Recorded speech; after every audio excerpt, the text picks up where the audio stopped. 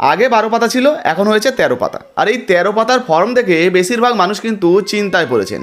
যদি 3টের বেশি পাকা বাড়ি থাকে বা 3টে পাকা বাড়ি থাকে, সেক্ষেত্রে অন্নপূর্ণা যোজনা 3,000 টাকা ব্যাঙ্ক অ্যাকাউন্টে ঢুকবে না।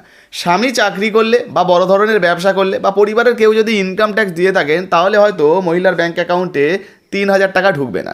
যদি এই রকমটা আপনিও ভেবে থাকেন, তাহলে আপনাদেরকে জানিয়ে দিই, আপনি কিচ্ছু জানেন না। কারণ অন্নপূর্ণা যোজনায় টাকা দেওয়ার বেশ কয়েকটি নিয়ম বা শর্ত রয়েছে, আর যেগুলো জানা আপনার অত্যন্ত জরুরি। না হলে আপনি এই না জানার কারণেই আপনার ব্যাঙ্ক অ্যাকাউন্টে টাকা পাবেন না।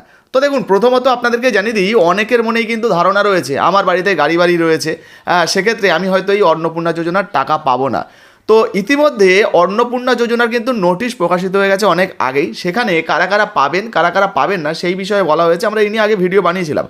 আজকের ভিডিওতে আবারও আপনাদেরকে জানাবো, আপনি পেনশন পাচ্ছেন বা আপনার স্বামী পেনশন পাচ্ছেন, সেক্ষেত্রে অন্নপূর্ণা যোজনার এই 3,000 টাকা আপনি পাবেন কিনা, বা কারা কারা এই অন্নপূর্ণা যোজনার টাকা পাবেন আর কাদের ব্যাঙ্ক অ্যাকাউন্টে এই টাকা ঢুকবে না।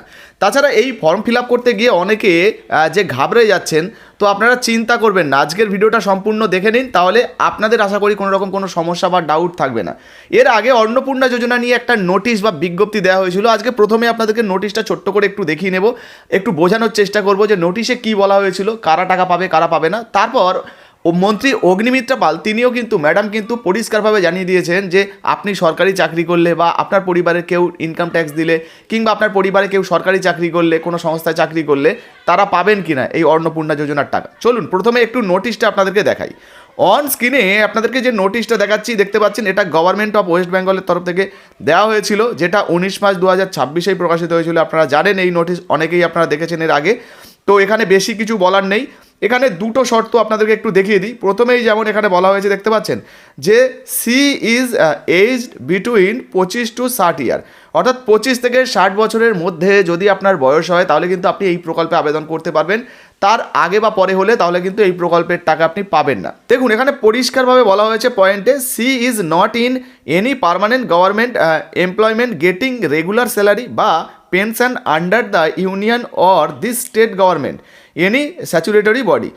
তিনি কোনো সংবিধিবদ্ধ কোনো সংস্থায় চাকরি করেন বা কোনো রাজ্য সরকারি কেন্দ্রীয় সরকারি চাকরি করেন এবং নিয়মিত স্যালারি পান, বেতন পান, কিংবা তিনি কোনো রাজ্য বা কেন্দ্রীয় সরকারি পেনশন পাচ্ছেন, সেক্ষেত্রে তিনি কিন্তু আবেদন করতে পারবেন না, এই প্রকল্পের টাকা পাবেন না। এখানে পরিষ্কারভাবে দেওয়া রয়েছে, দেখতে পাচ্ছেন, সি ইজ নট, মানে এখানে কিন্তু আপনার স্বামীর কথা বলা হয়নি নোটিশে।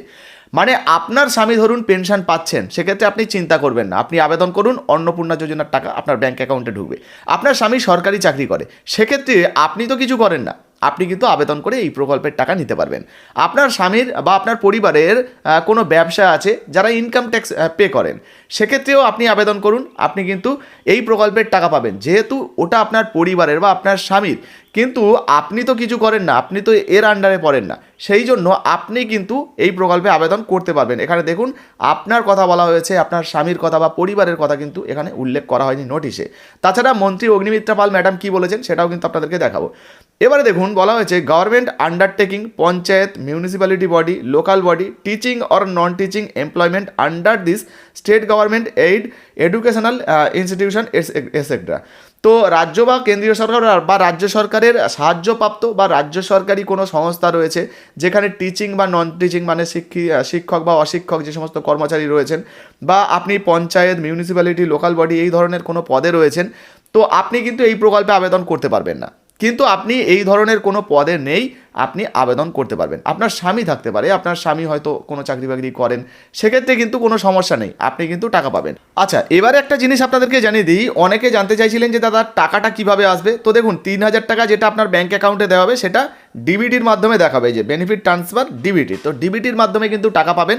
যে ব্যাঙ্ক অ্যাকাউন্টে টাকাটা আসবে, অবশ্যই সেটা আধার লিঙ্ক ব্যাঙ্ক অ্যাকাউন্ট হতে হবে, যেটা আপনি দিয়েছেন বা যেটাই ডিবিটি লিঙ্ক করেছেন, অবশ্যই আধার কার্ডের সঙ্গেও লিঙ্ক করে রাখতে হবে, তাহলে টাকা পাবেন।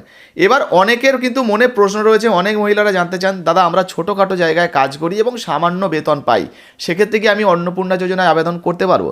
দেখুন, অন্নপূর্ণা যোজনায় আপনি আবেদন করতে পারবেন যে সমস্ত মহিলারা ধরুন কোনো ছোটোখাটো প্রাইভেট সেক্টরে চাকরি করেন বা কাজ করেন, তাদের সারা বছরের যে বেতনটা সেটা মিলিয়ে ট্যাক্সযোগ্য নয়। মানে ইনকাম ট্যাক্সের মধ্যে পড়েন না, আপনি ট্যাক্স পে করেন না, তো সেক্ষেত্রে কিন্তু আপনি অন্নপূর্ণা যোজনায় আবেদন করতে পারবেন। আশা করি আপনার কোনো সমস্যা হবে না।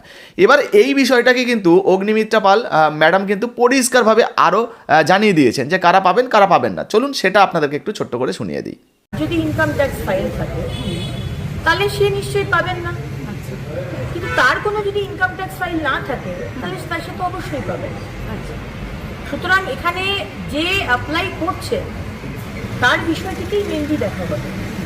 কারণ আপনি দেখতে পাচ্ছেন যে গতকাল এরকম বহু আমাদের কাছে এসছে, এতদিনে, শুধু কালকে এসছে বলবো না, এতদিনে আমাদের দপ্তরে এবং মাননীয় মুখ্যমন্ত্রীর কাছে ডাইরেক্ট ডেটা চলে এসছে যে কীভাবে বিভিন্ন পুরুষ, কিছু কিছু তার মধ্যে সংখ্যালঘু পুরুষ, আবার কিছু কিছু তার মধ্যে মানে বেশিরভাগ বাইরের অনুপ্রবেশকারী, তারা সব পেয়ে গেছে। এটা তো আমরা হতে দেব না। এবং মাননীয় মুখ্যমন্ত্রী বলেছেন 3rd জুন আমরা শুরু করব, টাকাটা ডাইরেক্ট ডিবিটির মাধ্যমে আপনাদের কাছে পৌঁছে যাবে। তো শুনতে পেলেন মন্ত্রী অগ্নিমিত্রা পাল, তিনি কিন্তু পরিষ্কারভাবে জানিয়ে দিলেন কারা টাকা পাবেন কারা পাবেন না, আর যে সমস্ত মহিলারা ইনকাম ট্যাক্স দেন না বা যারা টাকা পাওয়ার যোগ্য তাদের ব্যাঙ্ক অ্যাকাউন্টে কিন্তু টাকা ঢুকবে। সঙ্গে জানিয়ে দিই যাদের SIR তালিকা থেকে বাদ চলে গেছে নাম বা যারা এই দেশীয় নন তারা তো আর এই প্রকল্পের টাকা পাবেন না। মৃত যে সমস্ত মহিলারা রয়েছেন যাদের ভোটার কার্ড স্থানান্তরিত হয়ে গেছে, ডুপ্লিকেট ভোটার, তো যারা এই ধর প্রতারণা করে টাকা পাচ্ছিলেন তারা তো টাকা পাবেন না, তাদের নামগুলো কিন্তু বাদ হয়ে যাবে। যারা টাকা পাওয়ার যোগ্য, যারা জেনুইন, তাদের ব্যাঙ্ক অ্যাকাউন্টে কিন্তু টাকা ঢুকবে। তো এই অন্নপূর্ণা যোজনা নিয়ে আপনার যদি কোনো প্রশ্ন জিজ্ঞাসাবাদ থাকে তাড়াতাড়ি কমেন্ট সেকশনে কমেন্ট করুন। ভিডিও ভালো লাগলে লাইক দিয়ে শেয়ার করে দেবেন। ফেসবুক থেকে দেখছেন এখনও পর্যন্ত আমাদের ছোট্ট পেজটা ফলো করেননি, অবশ্যই ফলো করে রাখবেন। আর ইউটিউব থেকে দেখলে অবশ্যই সাবস্ক্রাইব করবেন। যারা ফেসবুক থেকে দেখছেন আমাদের ইউটিউব চ্যানেলটিকে সাবস্ক্রাইব করেননি, ওই CSDR লিখে সার্চ করলে প্রথমেই আমাদের ইউটিউব চ্যানেলটি চলে আসবে। অবশ্যই সাবস্ক্রাইব করে পাশে থাকবেন, আর হ্যাঁ, শেয়ার করতে ভুলবেন না। ধন্যবাদ।